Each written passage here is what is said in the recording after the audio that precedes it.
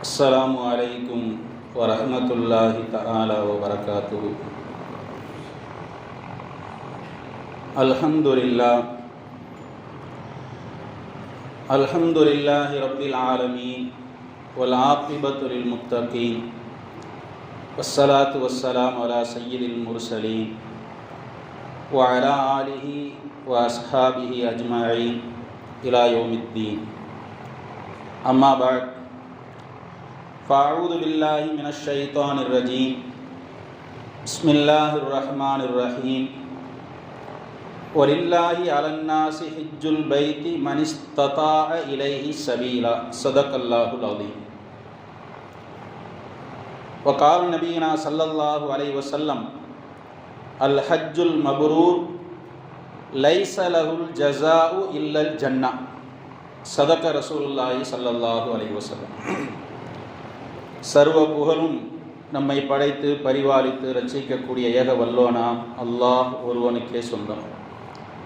அவனது ஸலவாத் என்னும் கருணையும் சலாம் என்னும் சாந்தியும் ஈருலக தூதர் நம் உயிரும் மேலான கண்மணி நபிகள் நாயகம் ஸல்லல்லாஹு அலைஹி வஸல்லம் அவர்கள் மீதும், அவர்கள் குடும்பத்தார், கிளையார், உற்ற தோழர்களாய சஹாபாக்கள், தாபீன்கள், தபஅ தாபீன்கள், உலகில் வாழக்கூடிய முஸ்லிம்கள், மூமின்கள், இங்கு குழுமி இருக்கக்கூடிய, இன்னும் வர இருக்கக்கூடிய நம் அனைவர் மீதும் என்றென்றும் நின்று நிலவட்டுமாக என்று துஆ செய்தவனாக இந்த ஜும்மா உரையை ஆரம்பம் செய்கிறேன். கண்ணியத்திற்கும் பெருமதிப்பிற்கும் உரிய அல்லாஹ்வின் நல்லடியார்களே,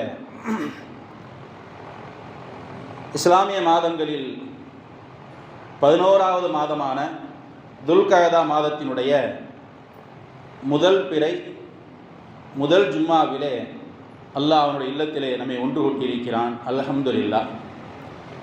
இந்த துல்கஅதா மாதம் என்பது ஹஜ்ஜுடைய பயணத்திற்கான ஒரு தொடக்க காலகட்டம். ஹஜ்ஜுடைய காலங்களில் ஒன்று. உலகெங்கிலும் இருக்கக்கூடிய மக்கள் புனித பயணமான ஹஜ்ஜு பயணத்தை நிறைவேற்றுவதற்காக இந்த துல்கஅதா மாதத்தில்தான் பயணத்தை தொடங்குகிறார்கள். எனவே இந்த உரையிலே ஹஜ்ஜு கடமை குறித்தும், ஹஜ் என்ற கடமை ஏனைய கடமைகளிலிருந்து எப்படி வித்தியாசப்படுகிறது என்பது குறித்தும், ஹஜ்ஜு செய்ய கடமை உள்ளவர்கள் அதை தாமதித்தால் அதனால் ஏற்படக்கூடிய இழப்புகள் என்ன என்பது குறித்தும் ஒரு சில விஷயங்களை உங்களுக்கு நினைவுபடுத்தலாம் என்று நான் ஆசைப்படுகிறேன். நபிகள் நாயகம் ஸல்லல்லாஹு அலைஹி வஸல்லம் அவர் சொன்னார்கள், இந்த தீனுல் இஸ்லாம் என்ற மார்க்கம் 5 கடமைகளினால் நிறுவப்பட்டிருக்கிறது. அந்த கட்டிடத்தின் மைய பகுதி என்பது ஷஹாதத்து அல்லா இலாஹ இல்லல்லாஹ் வ அன்ன முஹம்மதர் ரசூலுல்லாஹ், அல்லாஹுவை தவிர வேறு இறைவன் இல்லை என்றும் முஹம்மது ஸல்லல்லாஹு அலைஹி வஸல்லம் அல்லாஹ்வுடைய தூதர் என்றும் சாட்சி சொல்வது. அதுதான் அந்த கட்டடத்தினுடைய மையப்பகுதி. பக்கவாட்டிலே 4 தூண்கள் இருக்கின்றன. அதில் ஒன்றுதான் ஹஜ் என்று பெருமானார் ஸல்லல்லாஹு அலைஹி வஸல்லம் அவர்கள் சொன்னார்கள். நாம் சொன்னது போல ஹஜ் என்பது ஏனைய கடமைகளிலிருந்து எப்படி தனித்துவத்தோடு இருக்கிறது என்பதற்கு முதலாவது காரணம், மற்ற கடமைகள் எல்லாம் நம்முடைய உடலில் உயிர் உள்ளவரை அந்த கடமை இருந்து கொண்டே இருக்கும். நம்முடைய உடல்ல உயிரினுடைய கடைசி சொட்டு இருக்கும் வரைக்கும் அந்த கடமையும் நீடித்து கொண்டே இருக்கும். தொழுகை அப்படித்தான். நீங்கள் ஒரு நேரம் தொழுதுவிட்டு இன்ன நேரம் தொழுகவில்லை என்று சொன்னால் ஏன் தொழவில்லை என்ற கேள்வி எழும். நோன்பும் அப்படித்தான். நீங்கள் உயிரோடு இருக்கிறீர்கள் என்று சொன்னால் ஒவ்வொரு ரமலானிலும் நீங்கள் நோன்பு நோக்க வேண்டும். ஒரு ரமலானில் நோக்கவில்லை என்று சொன்னால் ஏன் நோன்பு வைக்கவில்லை என்ற கேள்வி எழும். ஜகாத்தும் அப்படித்தான். ஒவ்வொரு ஆண்டும் நாம் எந்த மாதத்தில் முதலில் கணக்கிட்டு கொடுத்தோமோ அதே போன்று அடுத்த மாதம் நாம் கணக்கிட்டு கொடுத்தாக வேண்டும். இப்படி உயிர் உள்ளவரை ஏனைய கடமைகள் எல்லாம் நம்மோடு இருந்து கொண்டே இருக்கும். ஆனால் ஹஜ்ஜு கடமை என்பது ஒரு முறைதான் கேள்வி எழும். ஒரு முறை செய்துவிட்டோம் என்று சொன்னால் அதற்கு பிறகு கேள்வி என்பதே கிடையாது. காரணம், ஒரு முறை தான் ஹஜ் என்பது கடமை. ஒரு முறை செய்துட்டோம்னா அதுக்கு கேள்வி ஏன் யார் உபரியான எத்தனை ஹஜ் வேண்டாலும் செய்து கொள்ளலாம். ஆனால் கடமை என்பது ஒரு முறைதான். ஒரு முறை செய்து விட்டோம் என்று சொன்னால் கேள்வி என்பது அங்கு எழுவதில்லை. இது ஹஜ்ஜிற்கு மட்டுமே உள்ள தனிச்சிறப்பு. நபிகள் நாயகம் ஸல்லல்லாஹு அலைஹி வஸல்லம் சஹாபாக்களுக்கு மத்தியிலே சொன்னார்கள், யா அய்யுஹன் நாஸ், மனிதர்களே,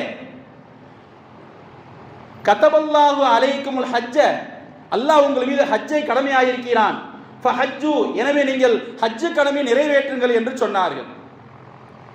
அதை கேட்டுட்டு அமைதியா ஹஜ்ஜு செய்திருந்தா போதும். அதுல ஒருத்தர் கேட்டாரு, அக்குல்ல ஆமீன் யா ரசூலல்லாஹ், அல்லாஹ்வின் தூதரே, ஒவ்வொரு வருஷம் நான் ஹஜ்ஜு கடை நிறைவேற்றணுமான்னு கேட்டார். ரசூலுல்லாஹ் அந்த கேள்வியை விரும்பல, ரசிக்கல, அமைதியா இருந்துட்டாங்க. மீண்டும் கேட்டார், ஒவ்வொரு ஆண்டும் செய்ய வேண்டுமாண்டு. ரசூலுல்லாஹ் அப்போது அதை புறந்தள்ளினார்கள், அதை பொருட்படுத்தவில்லை. மீண்டும் கேட்டார், ஒவ்வொரு வருடம் நாம் ஹஜ்ஜு செய்ய வேண்டுமா என்று. அப்பதான் பெருமானார் ஸல்லல்லாஹு அலைஹி வஸல்லம் சொன்னாங்க, ஆம் என்று சொல்வதற்கு எனக்கு வெகு நேரம் பிடிக்காது. ஆமா, நீங்க செய்யணும் சொல்றதுக்கு எனக்கு ரொம்ப நேரம் ஆகாது. ஆனால் அப்படி நான் சொல்லிவிட்டால் இந்த உம்மத்தில் உள்ள ஒவ்வொருவருக்கும் அது சிரமமாக ஆகிவிடும். யதார்த்தத்தை பேசினார்கள். பள்ளிக்கு அருகில் தான் இருப்பாங்க, ஒரு நடந்து வர தூரத்தில் தான் பள்ளிவாசல் இருக்கும். ஆனால் ஐவேளை தொழக்கூடிய மனிதர்கள் எத்தனை பேர்? அதுவே அவர்களுக்கு சிரமமாக இருக்கிறது என்று சொன்னால் ஒவ்வொரு ஆண்டும் ஹஜ்ஜு செய்ய வேண்டும் என்று சொல்லிவிட்டால் எவ்வளவு சிரமமாயிரும். அதான் ரசூலுல்லாஹ் சொல்றாங்க, நீங்க நான் என்ன சொன்னேனோ அப்படியே செயல்படுத்துங்கள். நீங்கள் கேள்வி கேட்டு நான் ஆம் என்று ஒவ்வொரு ஆண்டும் செய்ய வேண்டும் என்று சொல்லிவிட்டால் அது இந்த உம்மத்தில் உள்ள ஒவ்வொருவருக்கும் சிரமமாக போய்விடும். ஆக ஹஜ்ஜி என்பது வாழ்க்கையில் ஒரு முறைதான் கேள்வி எழும். நாம் ஒரு முறை செய்து முடித்து விட்டோம் என்று சொன்னால் மற்ற கடமைகளை போல அது ஹயாத் உள்ளவரை நீடித்து இருக்காது. இது இந்த ஹஜ்ஜிற்குள்ள தனிச்சிறப்பு. இரண்டாவது, அல்லாஹ் கடமையாக்கிய அந்த கடமைகளில் ஒரு ரகம் இப்படி இருக்கும், நம்முடைய உடலால் மட்டும் செய்யக்கூடிய இபாதத். உதாரணத்திற்கு நோன்பு, தொழுகை, இது என்ன செய்யறாங்க, இது உடல் ரீதியாக செய்யக்கூடிய இபாதத். இன்னொரு ரகம், நமக்கு அல்லாஹ் செல்வத்தை கொடுத்திருப்பான், அந்த செல்வத்தின் மூலமாக மட்டும் செய்யக்கூடிய வழிபாடு இபாதத், ஜகாத். இப்படி உடல் ரீதியாக மட்டும் செய்யக்கூடிய வணக்கம் ஒரு வகை, பொருளாதார ரீதியாக செய்யக்கூடிய வணக்கம் ஒரு வகை. ஆனால் உடலும் பொருளாதாரமும் சேர்ந்து செய்யக்கூடிய ஒரு இபாதத் இருக்கிறது என்று சொன்னால் அது ஹஜ் மட்டும்தான். உடல் ஆரோக்கியமா இருக்கு, காசு இருந்தா தான் ஹஜ் இல்ல. ஹஜ் பொருளாதாரம் நிறைய இருக்கு, உடல் ஒத்துழைக்க வேண்டும், இந்த ரெண்டும் இருக்கும் பொழுதுதான் ஹஜ் கடமையாகிறது. அப்ப ஹஜ்ஜில் உடல் ரீதியான இபாதத் உழைப்பும் இருக்கிறது, பொருளாதார ரீதியான இபாதத்தும் இருக்கிறது. ரெண்டும் சேரும் பொழுதுதான் அங்கே ஹஜ் நிறைவேறுகிறது. எனவே இதுவும் ஹஜ்ஜிற்குள்ள தனிச்சிறப்பு. இன்னொன்று, எப்பொழுது ஒரு மனிதர் ஹஜ்ஜு கடமையை நிறைவேற்றி முடிக்கிறாரோ அப்போதுதான் அவர் மார்க்க ரீதியாக அவர் முழுமையடைந்த மனிதராக மாறுகிறார். ஹஜ்ஜு கடமையை நிறைவேற்றாத வரை அவர் குறைவுடையவராகவே இந்த உலகத்தில் பயணிக்கிறார். ஒரு அடைபடாத ஓட்டையோடு தான் அவர் இந்த உலகத்தில் வாழ்ந்து கொண்டிருக்கிறார் என்று அர்த்தம். இதை நான் யாருக்கு சொல்கிறேன் என்று சொன்னால், உடல் வலு இருக்கிறது, பொருளாதார பலம் இருக்கிறது, இது இருந்தும் யார் ஹஜ்ஜு செய்யவில்லையோ நான் அவர்களுக்கு ஞாபகப்படுத்துகிறேன், நீங்கள் குறைவுடையவர்களாகவே இந்த உலகத்தில் மார்க்க ரீதியாக சுற்றி திரிகிறீர்கள். காரணம், குர்ஆனும் ஹதீஸும் ஹஜ்ஜை வலியுறுத்துகிறது. நான் ஆரம்பத்தில் ஓதிய வசனம் அதுதான். மன் வலில்லாஹி அலன்னாசி ஹஜ்ஜுல் பைத்தி மன் இஸ்ததா இலைஹி சபீலா, யார் போக்குவரத்து போய்விட்டு வருவதற்கு சக்தி பெற்றவர்களாக இருக்கிறார்களோ அவர்கள் மீது ஹஜ்ஜு கடமை. அப்படி என்று சொன்னால் உடல் ரீதியாக நமக்கு ஆற்றல் இருக்க வேண்டும், பொருளாதார பலம் இருக்க வேண்டும், அத்தோடு பயணத்தில் அந்த போக்குவரத்தில் எந்த சிரமமும் இருக்கக்கூடாது. இது இருந்தால் உங்கள் மீது கடமை என்று அல்லாஹ் சொல்கிறான். பெருமானார் ஸல்லல்லாஹு அலைஹி வஸல்லம் அவர்கள் அதைத்தான் ஹதீஸ் நூல்கள், ஹதீஸ் மொழிகளிலே நமக்கு சொல்லித் தருகிறார்கள். ஆக ஹஜ் என்பது இப்படி எல்லா வகையான மற்ற இபாதத்துகளை விட தனிச்சிறப்புடன் இருக்கிறது. நமக்கெல்லாம் ஒரு வசனம் கேள்விப்பட்டிருப்போம் குர்ஆன்ல, அடிக்கடி இந்த செய்தி கூட நீங்க கேள்விப்பட்டிருப்பீங்க. அல் யௌம அக்மல்து லக்கும் தீனக்கும் வ அத்மம்து அலைக்கும் நிஅமதி வ ரலீது லக்குமுல் இஸ்லாம தீனா. இன்றைய தினம் உங்களுடைய மார்க்கத்தை நான் காமிலாக ஆக்கிவிட்டேன், பரிபூர்ணமாக ஆக்கிவிட்டேன், எனது பாக்கியங்களை உங்களுக்கு சம்பூர்ணப்படுத்தி விட்டேன், இந்த இஸ்லாம் என்ற இந்த தீனை உங்களுக்கு சமயமாக நான் பொருந்திக் கொண்டேன். இந்த வசனம் இறங்கிய போது யூதர்கள் எல்லாம் முஸ்லிம்களை பார்த்து, ரசூலுல்லாஹ் பார்த்து சொன்னாங்க, இது போன்ற வசனம் எங்களுக்கு இறங்கி இருந்தால் அந்த இறங்கிய நாளை நாங்கள் கொண்டாடி தீர்த்திருப்போம் என்றார்கள். இப்போ இந்த வசனம் எப்போது ரசூலுல்லாஹ்வுக்கு எங்கு இறங்கியது அப்படின்னு பார்த்தோம்னா, பெருமானார் ஸல்லல்லாஹு அலைஹி வஸல்லம் அவர்கள் ஹிஜ்ரி 10ஆம் ஆண்டு ஹஜ் செய்தார்கள். அதான் ஹஜ்ஜத்துல் விதா. ரசூலுல்லாஹ் செய்த முதல் ஹஜ்ஜும் அதுதான், இறுதி ஹஜ்ஜும் அதுதான். ரசூலுல்லாஹ் வாழ்க்கையில் ஒரு ஹஜ் தான் செஞ்சிருக்கிறாங்க. இப்படிங்க முதலும் முடிவதும் அந்த ஹஜ் தான். ஹிஜ்ரி 10 தான் ஹஜ் செஞ்சாங்க. அப்படி அந்த ஹஜ்ஜில் பிறை 9 அரஃபா தினத்தில் இருக்கும் பொழுதுதான் இந்த வசனம் இறங்கியது. அல் யௌம அக்மல்து லக்கும் தீனக்கும். நமக்கு கேள்வி எழ வேண்டும், மார்க்கத்தை நான் பரிபூர்ணப்படுத்தி விட்டேன், எனது பாக்கியங்களை உங்களுக்கு நான் சம்பூர்ணமாக தந்து விட்டேன் என்ற இந்த வசனம் ஒரு ரமலானில் இறங்கி இருந்தால் பொருத்தமாக இருக்கும். ரமலான்ல காரணம் நாங்க குர்ஆனுடைய முதல் வசனம் இறங்கியது, நாம் அந்த ரமலானை கொண்டாடுகிறோம். அப்ப அந்த ரமலானிலேயே நான் எனது பாக்கியங்கள் உங்களுக்கு முழுமையாக தந்து விட்டேன், இந்த தீனை உங்களுக்கு முழுமைப்படுத்தி விட்டேன் என்று இறங்கி இருந்தால் அது பொருத்தமாக இருக்கும். அது மட்டுமல்ல, பெருமக்கள் நமக்கு சொல்லி தர்றாங்க, அல் யௌம அக்மல்து லக்கும் தீனக்கும், உங்களுடைய மார்க்கத்தை நான் பரிபூர்ணப்படுத்தி விட்டேன், எனது பாக்கியத்தை உங்களுக்கு முழுமையாக தந்து விட்டேன்னு சொல்றான்ல. பாக்கியம் என்பதும் தீன் என்பதும் குர்ஆன் தான். அதை விட சிறந்த பாக்கியம் கிடையாது, அதுதான் மார்க்கம். அப்ப அந்த குர்ஆன் இறங்கிய அந்த மாதத்தில் நான் அதையே உங்களுக்கு நான் பரிபூர்ணப்படுத்தி தந்து விட்டேன் என்று அந்த ரமலான் மாதத்தில் இறங்கி இருந்தால் இன்னும் சிறப்பாக இருந்திருக்கும்.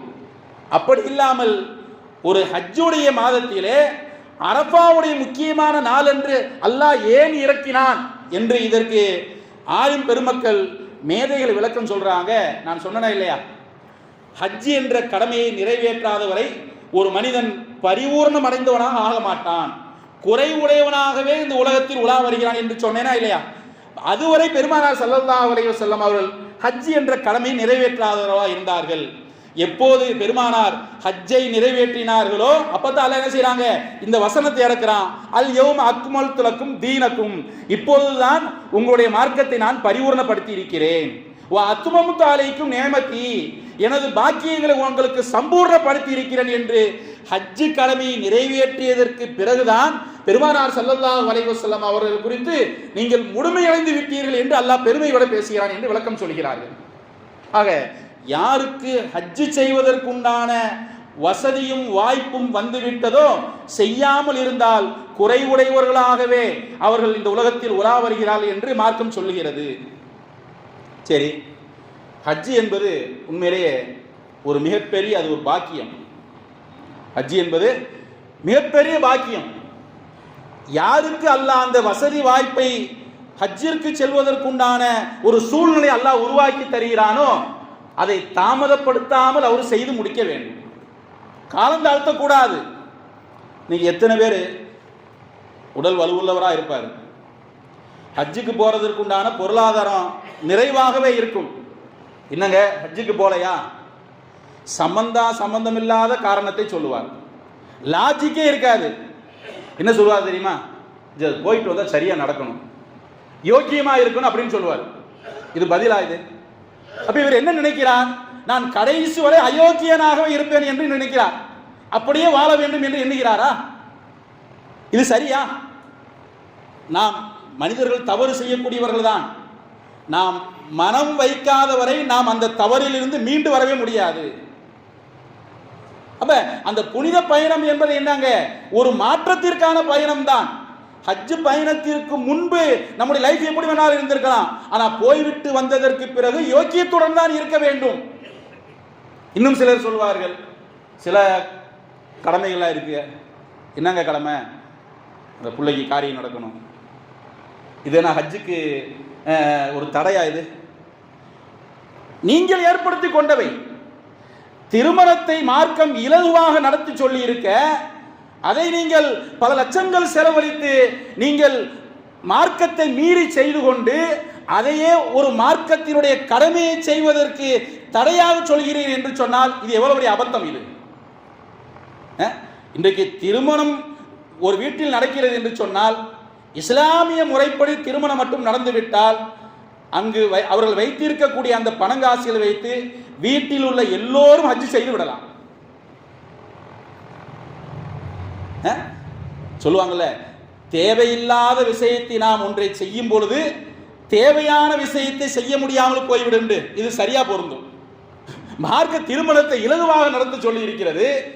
சொல்லுவாங்கல்ல, இந்த வேலியில போனா பிடிச்ச ஓனான வேட்டிகளை பிடிச்சி விட்டாண்டு குத்துது குடையுது, அது மாதிரி தான் நமக்கு அதை இருந்துகிட்டு இருக்கு. இப்படி ஒரு காரணம், எதுவுமே லாஜிக் இருக்காது. சரி, அல்லாஹ் அந்த ஹஜ்ஜு கடமை யாருக்கு கொடுக்கிறான் என்று சொன்னோம்? யாருக்கு உடல் வலுவும் பொருளாதார பலமும் இருக்கிறதோ அவருக்குத்தான் ஹஜ்ஜு கடமையை நிறைவேற்றி அந்த வாய்ப்பை தருகிறான் என்று சொன்னோம். அது மட்டுமல்ல, இதில் எது பொருளாதார பலம் இல்லாதவர்களுக்கும் கூட அல்லாஹ் அந்த ஹஜ்ஜு செய்வதற்குண்டான வாய்ப்பை ஏற்படுத்தி தருகிறான். காரணம் என்னங்க? அது அல்லாஹ்வுடைய நாடிவிட்டான். அல்லாஹ் நாடிவிட்டான் என்று சொன்னால் அதற்கு பொருளாதாரம் ஒரு தடையாக இருக்காது. அல்லாஹ்வினால் தேர்வு செய்யப்பட்டு விட்டார்கள் என்று சொன்னால் அதற்கு பொருளாதாரம் ஒரு தடையாக இருக்காது. இன்றைக்கு என்ன சொல்றாங்க? அல்லாஹ் நாடலங்கன்னு சொல்றாங்க, அல்லாஹ் என்ன தேர்வு செய்யலன்னு சொல்றாங்க. வெறுமனை வாயில் சொன்னால் பத்தாது, யா அல்லாஹ் அந்த தேர்வு செய்யப்பட்டவர்களில் நானும் ஒருவனாக இருக்க வேண்டும் என்று அந்த அதிகமான ஆசையோடு ஆர்வத்தோடு அல்லாஹ்விடத்தில் துஆ செய்து கொண்டே இருக்க வேண்டும். இன்னும் சிலர் ஹஜ்ஜி செய்யலைங்கிறதுக்கு வயசு வரலன்னு சொல்றாங்க. எத்தனை வயசுலங்க? ஒரு 30 வயசுல. எத்தனை வயசுல? 30. ஓட்டு போடுறதுக்கு 18 வயசு, கல்யாணம் முடிக்கிறதுக்கு ஒரு 20-21 வயசு, புள்ள பெறதுக்கு வயசு தீர்மானிச்சிருக்கோம். ஹஜ்ஜி செய்யறதுக்கு என்னாங்க? இன்னும் 30 வயசு 35 வயசு ஆனதற்கு பிறகு இன்னும் வயசு வரலையா? ஹஜ்ஜி எப்போ கடமைங்க? நீ மேஜர் ஆகிட்டா ஹஜ்ஜு கடமை. மேஜர் ஆகிட்டா ஹஜ்ஜு தொழுகை எப்படி கடமையோ அப்போது ஹஜ்ஜும் கடமை ஆகி விடுகிறது. அதனால நீங்க எந்த ஒரு லாஜிக் இல்லாத ஒரு காரணத்தை நீங்கள் சொல்லுவதை ஏற்றுக்கொள்ளவே முடியாது. இன்னைக்கு நிறைய பேர், நீங்க மஹல்லாவில் கணக்கெடுத்து பாருங்க, பல பேர் ஹஜ்ஜி செய்வதற்குண்டான சூழ்நிலை இருக்கிறது. ஆனால் போறதை பார்த்தீங்கன்னா ஒரு 20 தான் அந்த ஹஜ்ஜிற்கு செல்லக்கூடியவர்களாக இருப்பார்கள். காரணம், அவர்கள் சாதாரணமாக எண்ணிக்கொண்டிருக்கிறார்கள். இப்ராஹிம் அலைஹிஸ்ஸலாம் அவர்களை அல்லாஹ் அந்த கஅபாவை புதுப்பிக்க சொன்னான். அவர்கள் தனது மகன் இஸ்மாயிலோடு சேர்ந்து அந்த கஅபாவை புனர் நிர்மாணம் செய்தார்கள். எல்லாம் கட்டிட வேலையெல்லாம் முடிந்ததற்கு பிறகு அல்லாஹ் அறிவிப்பு செய்ய சொன்னா. குர்ஆன்ல அல்லாஹ் சொல்றான், அஸ்ஸின் ஃபின்னாஸி பில் ஹஜ், இப்ராஹிமே நீங்கள் மக்களை ஹஜ்ஜிற்கான அழைப்பு கொடுங்கள். அப்ப இப்ராஹிம் நபி கேட்டாரு, கைஃப யுபல்லிகுன் நாஸ, எங்க மக்கள் இருக்கிறாங்க, எப்படி நான் அழைப்பு கொடுக்கிறது? காரணம் என்னங்க? அவர்கள் குடும்பத்தோடு எங்க இருந்தாங்க? பாலைவனத்தில் தான் இருந்தாங்க. மக்கள் நடமாட்டமே கிடையாது. யார் கேட்பா? யாருமே இல்லையே. சௌத்திலா என்பதுகும், என்னுடைய சப்தம் யாருக்கும் கேட்காதே அப்படின்னு இப்ராஹிம் நபி கேட்டாங்க. அப்ப நாதியா இப்ராஹிம் அலைனல் பலாக், இப்ராஹிமே நீங்கள் அழைப்பு மட்டும் கொடுங்கள், மக்களுடைய செவிகளில் கொண்டு சேர்ப்பது என்னுடைய கடமை என்று சொன்னார்கள். சொன்னான், அல்லாஹ் சொன்னான். அதுபோன்று அழைப்பு கொடுத்தார்கள் ஹஜ்ஜிற்கு வரும்படி. மக்களே, அல்லாஹ் அவனுக்காக ஒரு இல்லத்தை ஏற்படுத்தி இருக்கிறான். நான் தான் அதை முன்னின்று புனர்நிர்மாணம் செய்து அந்த கட்டிடத்தை அழகுபடுத்தினேன். எனவே நீங்கள் அனைவரும் ஹஜ்ஜிற்கு வாருங்கள் என்று அழைப்பு கொடுத்தார்கள். அது யாருக்கெல்லாம் போய் சேர்ந்துச்சு அப்படின்னா, இந்த பூமியில் உள்ள நாலா பக்கமும் 8 திக்குகளிலும் மூளை முடுக்குகளில் உள்ள எல்லா மனிதர்களுக்கும் போய் சேர்ந்தது. மன்ஃபில் அர்ஹாம் வல் அஸ்லாப், ஒரு தாயினுடைய கர்ப்பத்தில் இருந்த குழந்தைக்கும் போய் சேர்ந்தது. ஒரு ஆணினுடைய முதுகந்தண்டில் இருக்கக்கூடிய அந்த பிள்ளைக்கும் போய் சேர்ந்தது. மரம், மட்டை, மண், கல் எல்லோருக்கும் போய் அந்த சப்தம் சேர்ந்தது. இன்னும் அல்லாஹ் யார் யாருக்கெல்லாம் அந்த ஹஜ்ஜுடைய பயணம் கிடைக்கும் என்று, அந்த பாக்கியம் கிடைக்கும் என்று அல்லாஹ் முதல்ல எழுதி முடித்து விட்டானோ அவர்களுக்கெல்லாம் போய் அந்த சப்தம் சேர்ந்தது. அப்போதான் அவர்கள் கேட்ட உடனே லப்பைக் அல்லாஹும்ம லப்பைக், வருகிறேன் இதோ வருகிறேன் என்று சொன்னார்கள் என்று பெருமானார் ஸல்லல்லாஹு அலைஹி வஸல்லம் அவர்கள் சொல்லி தருகிறார்கள். ஆக காசு பணம் இருந்தால் மட்டுமே ஹஜ் செய்து விட முடியாது. அல்லாஹ்வுடைய அந்த விருப்ப பட்டியலில், அந்த தேர்வு பட்டியலில் நாம் இருக்க வேண்டும்.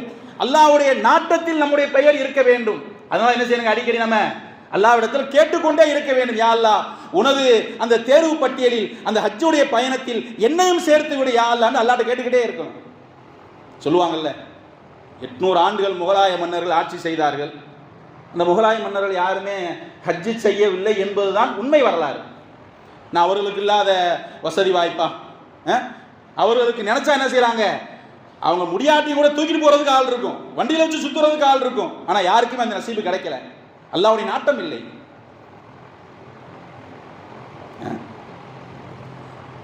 முற்காலத்தில் நடந்த ஒரு வரலாறு, பல வருடங்களுக்கு முன்னால் பேசிய செய்தி, அதை தேடி பார்த்தேன், கிடைக்கல ஹஜ் சம்பந்தமா. ஆனால் செய்தி தான், கொஞ்சம் முன்ன பின்ன இருக்கலாம், நாட்கள் வேண்டாம் முன்ன பின்ன, செய்தி உண்மை, நாட்கள் முன்ன பின்ன இருக்கலாம். 2 பேர் ஹஜ் செய்ய போனாங்க. 2 பேர் ஹஜ் செய்ய போனாங்க. தவாப்பு செய்வோம்ல, அந்த தவாப்பில் அந்த 2 பேர் சந்தித்து கொண்டார்கள். 2 பேர் சந்தித்து கொண்டார்கள். ஒருத்தர் இன்னொருத்தர் கேட்டாரு, நீங்க எங்கிருந்து வர்றீங்க, எவ்வளவு தூரத்துல இருந்து வர்றீங்கன்னு. இப்போ இதுதான் நமக்கு சந்தேகம், எனக்கு தெரியாதுன்னு சொல்றது என்னது. அவர் சொல்றாரு, ஒரு 2 மாசம் 3 மாசமோ, எத்தனை மாசம் சொன்னார் தெரியல, இதுதான், அதனால முன்னாடியே சொல்லிக்கிறேன், நான் 2 மாசம் தூரத்தில் இருந்து வர்றேன் அப்படின்னு சொன்னார். அப்ப கேட்டவர் சொன்னாரு, நிச்சயமாக நீங்கள் அல்லாஹ்வுடைய பக்கத்து வீட்டுக்காரர், ஜாருல்லா, இன்னக்க ஜாருல்லான்னு சொன்னார், நீங்க அல்லாஹ்வுடைய பக்கத்து வீட்டுக்காரர்னு சொன்னார். அவருக்கு சந்தோஷமா போயிடுச்சு. அவர் திரும்ப கேட்டாரு, நீங்க எங்கிருந்து வர்றீங்க, எவ்வளவு தூரத்துல இருந்து வர்றீங்க அப்படின்னு. அவர் சொன்னாரு, ஹரஜ்து அலா ஷாபி, நான் வாலிபனாக இருக்கும்போது புறப்பட்டேன். இப்போ எவ்வளவு காலம் ஆயிடுச்சுண்டா, பேரிளம் பருவத்தை நான் தொட்டு விட்டேன். பேரிளம் பருவம் என்பது இன்னைக்கு சொல்றாங்க ஒரு 35 வயசை கடந்ததுன்னு சொல்றாங்க. அவர் என்ன சொல்றாரு, நான் வாலிபனாக இருக்கும்போது 20 வயசுல புறப்பட்டேன், இன்னைக்கு என்ன ஆயிடுச்சு சொல்றாரு, எனக்கு 40 வயசுல நெருங்கி விட்டதுங்கிறாரு. அப்படின்னு நாங்க 20 வருஷம் பயணம் செய்தாரா? கிடையாது. அவர் கொஞ்சம் கொஞ்சமாக காசை சேர்த்து அங்கிருந்து என்ன செஞ்சிருக்காருங்க, இத்தனை வருடம் புறப்பட்டு என்ன செஞ்சிருக்காருங்க, ஹஜ் கடமை நிறைவேற்றுவதற்கு வந்திருக்கிறார். ஊர்ல இருந்து பெறப்படுறது, ஒரு இடத்துல தங்குறது, அங்க வேலை செய்யறது, காசு சேர்க்கிறது, அடுத்த ஊருக்கு போறது, இப்படி என்ன செஞ்சிருக்கிறாங்க, பல ஆண்டுகள் பயணம் செய்து ஹஜ் பயணத்திற்கு வந்திருக்கிறார் என்று சொன்ன உடனே அவர் சொன்னார், உண்மையிலே நான் அல்லாஹ்வுடைய பக்கத்து வீட்டுக்காரன்னு சொன்னாராம். அப்ப என்னங்க, நம்ம பணத்தை படுக்கை கீழே போட்டு படுத்திருந்தாலே நம்ம ஹஜ்ஜுக்கு போயிட முடியாது. யாருக்கு அல்லாஹ் நாடுறானோ அவனுக்கு தான் போக முடியும். நீ ஹஜ்ஜுக்கு போறவங்களாம் பார்த்தீங்கன்னாக்க சில பேர் அன்னைக்கு சம்பாதிச்சு சாப்பிடக்கூடியவங்களாம் இருக்கிறாங்க. பெரிய அவங்க ப்ராப்பர்ட்டி இருக்காது, சொந்த வீடு கூட இருக்காது, போயிட்டு வந்துடுவாங்க. யாருடைய நாட்டங்க? அல்லாஹ்வுடைய நாட்டம். அல்லாஹ் தேர்வு செய்து விட்டான். ஹஜ்ஜு பயணம் குறித்து வரும்போது இன்னொரு செய்தியும் சொல்லப்படுது. ஒருத்தர் ஹஜ்ஜுக்கு போயிட்டார், போயிட்டு மினா, அரஃபா, முஸ்தலிஃபா, மீண்டும் பிறை 10 அன்று மினாவுக்கு கல் எறிஞ்சிட்டு அந்த தவாஃப இஃபாலான்னு சொல்லுவாங்க, தவாஃப ஜியாரா, அது ஹஜ்ஜுடைய கடமையில முக்கியம். தவாஃபா ஜியாரா செஞ்சுட்டு மகாம் இப்ராஹிம்ல 2 ரக்காயை தொழுதுட்டு துவா செய்கிறார். இது யாரு சொல்றாங்க?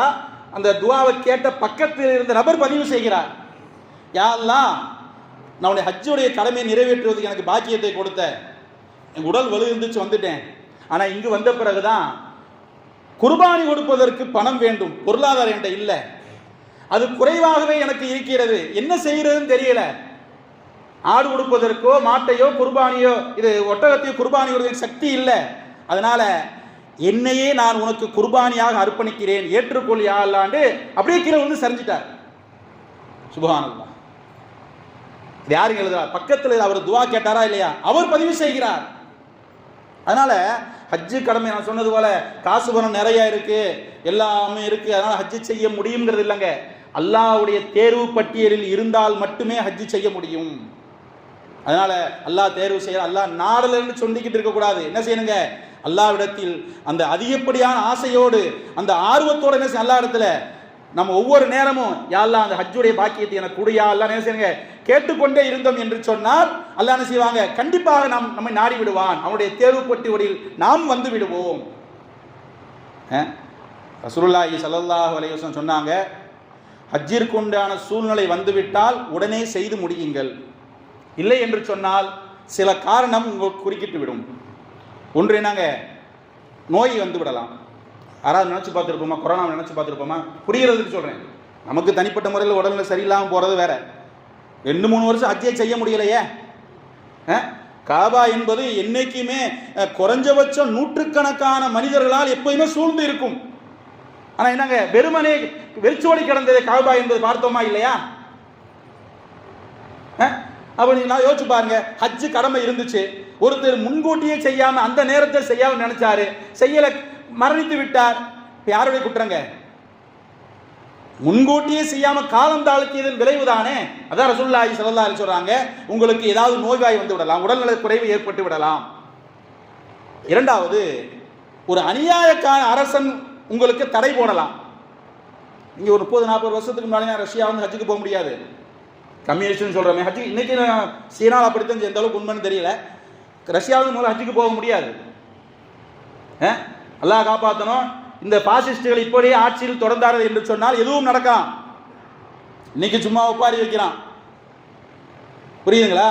அப்ப என்னங்க, இப்ப இது போன்ற காரணங்கள் குறுக்கிட்டு விடலாம், அல்லது உங்களுக்கு வாகனங்களில் சிரமம் ஏற்பட்டு விடலாம். ஒருத்தருக்கு வந்து உடல் வலு இருக்கு, காசு உணவு இருக்கு, வாகனத்தில் பிரச்சனை வந்துருச்சுன்னா, போக்குவரத்தில் பிரச்சனை வந்துருச்சுன்னா, இங்கிருந்து போகக்குள்ள நீங்கள் உங்களுக்கு நம்ம நிம்மதியாக போயிட்டு வர முடியாது. போக்குவரத்தில் பிரச்சனை வந்துருச்சுன்னா எதுவும் செய்ய முடியும்? அப்போ இது போன்ற உங்களுக்கு ஏதாவது குறுக்கீடுகள் ஏற்பட்டு விடலாம். எனவே உங்களுக்கு எப்போது ஹஜ்ஜு செய்வதற்குண்டான சூழ்நிலை வந்துவிட்டதோ தாமதைப்படுத்தாதீர்கள், உடனே செய்து முடியுங்கள் என்கிறார்கள் பெருமானார் ஸல்லல்லாஹு அலைஹி வஸல்லம் அவர்கள். எனவே ஹஜ்ஜுக்கு என்னங்க வயசெல்லாம் கிடையாது, பருவ வயதை அடைந்து விட்டால் என்னங்க ஹஜ்ஜு கடமை என்பதை ஒவ்வொருவரும் புரிய வேண்டும். எனவே யாருக்கு வசதி வாய்ப்பு இருக்கிறதோ அல்லாஹ்விடத்தில் என்ன செய்யணுங்க, துஆ செய்து கொண்டே இருக்க வேண்டும். இல்லாதவரும் என்ன செய்யணுங்க, அல்லாஹ்விடத்தில் துஆ செய்து கொண்டே இருந்தோம் என்று சொன்னால் அதற்குண்டான அல்லாஹ் சூழ்நிலையை நமக்கு ஏற்படுத்தி தருவான். எல்லாம் வல்ல அல்லாஹ் அந்த ஹஜ்ஜுடைய பாக்கியத்தை நம் எல்லோருக்கும் நசீபாக்குவானாக. யார் யாரெல்லாம் இந்த ஆண்டு ஹஜ்ஜு பயணம் மேற்கொள்ள இருக்கிறார்களோ அல்லாஹ் அவருடைய ஹஜ்ஜு பயணத்தை இலகுவாக ஆக்கி வைப்பானாக. மன நிறைவோடு எல்லா விதமான இபாதத்துகளையும் எந்த தடங்களும் இல்லாமல் முழுமையாக நிறைவேற்றுவதற்கு கிருபை செய்வானாக. ஹஜ்ஜம் மபூர் என்று பெருமானார் ஸல்லல்லாஹு அலைஹி சொல்றார்கள். ஒப்புக்கொள்ளப்பட்ட ஹஜ்ஜு. ஒப்புக்கொள்ளப்பட்ட ஹஜ்ஜுனா எதுங்க? ஹஜ்ஜிற்கு முன்பு அவருடைய லைஃப் எப்படி இருந்திருக்கும், ஆனா ஹஜ்ஜிற்கு போய்விட்டு வந்ததற்கு பிறகு அவருடைய வாழ்க்கையில் மாற்றம் இருக்க வேண்டும். நடத்தையில், குணத்தில், பண்புகளில், சிந்தனையில், எண்ணத்தில், எல்லா விதத்திலும் மாற்றம் இருக்க வேண்டும். எங்க துணியை துவைக்கிறோம், அழுக்கு போகணுமா இல்லையா? அழுக்கு அப்படி இருந்துச்சுன்னா அப்ப என்ன புண்ணியம்? அது போன்றுதான் ஹஜ்ஜிற்கு போனதற்கு முன்பா போய் சொல்லி இருக்கலாம், புரட்டு இருக்கலாம், நம்ம ஏமாத்தி இருக்கலாம். ஆனா ஹஜ்ஜிற்கு போயிட்டு வந்ததற்கு பிறகும் அப்படி என்று சொன்னால் எப்படி துவைத்து புண்ணியம் இல்லையோ, அதனால நாங்க நம்ம காசு பணத்தை செலவழிச்சு நேரத்தை கொடுத்து எந்தவித புண்ணியம் இல்லாமல் போய்விடும். அதனாலதான் உலகத்தில் எத்தனையோ பயணங்கள் இருக்கு. சுற்றுலா பயணம், உல்லாச பயணம், பொருளாதார பயணம், கல்வி பயணம் என்று எத்தனையோ பயணங்கள் இருக்கு. இந்த பயணங்களில் எல்லாம் மனிதர்களிடத்தில் மாற்றம் ஏற்படுவதில்லை. ஆனா ஒரு பயணத்தில் மாற்றம் ஏற்படுகிறது என்று சொன்னால் என்ன பயணம் மட்டுங்க? ஹஜ்ஜு பயணம் மட்டும்தான். அப்படி ஹஜ்ஜு பயணத்தில் மாற்றம் ஏற்பட்டாதான் அவர் ஹாஜி. அந்த ஹாஜியுடைய ஹஜ்ஜு தான் ஹஜ்ஜ மபரூர். ஹஜ்ஜ மபரூருக்கு கூலி என்னங்க? பெருமானார் ஸல்லல்லாஹு அலைஹி வஸல்லம் சொல்றாங்க, லைஸ லஹுல் ஜஸாஉ இல்லல் ஜன்னா. யார் ஹஜ்ஜிற்கு போறதற்கு முன்பு இருந்த வாழ்க்கையில் இருந்து மாறி ஹஜ்ஜிற்கு போய்விட்டதற்கு வந்ததற்கு பிறகு ஒரு புனிதமான வாழ்க்கை மேற்கொள்கிறாரோ அவருக்கு சூனத்தை தவிர கூலி வேறு எதுவும் கிடையாது என்று பெருமானார் ஸல்லல்லாஹு அலைஹி சொல்லி தருகிறார்கள்.